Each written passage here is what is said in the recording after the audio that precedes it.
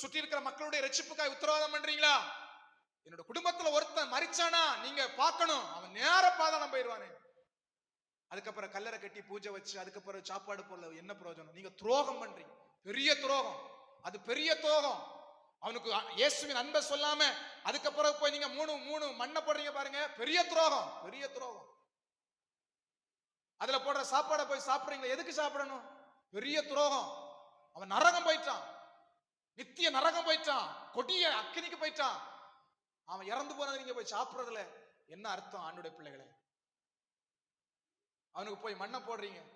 ஆண்டுடைய பிள்ளைகளே, அதுக்கு முன்ன நீங்க யோசிக்கணும், இந்த ஆத்மாவுக்கு நான் ஆண்டோட அன்பை சொல்லணும், இந்த ஆத்மாவுக்கு தேவனுடைய ரட்சிப்பை நான் சொல்லணும். அதுக்குதான் எனக்கு ஜீவனை தந்திருக்கிறார், அதுக்கு நான் ஒவ்வொரு நாள் உணவு தருகிறார், அதுக்காகத்தான் எனக்கு இந்த வாழ்க்கையை தந்திருக்கிறார், எனக்காக வாழ்வதற்கு அல்ல என்பதை சிந்திப்போம்.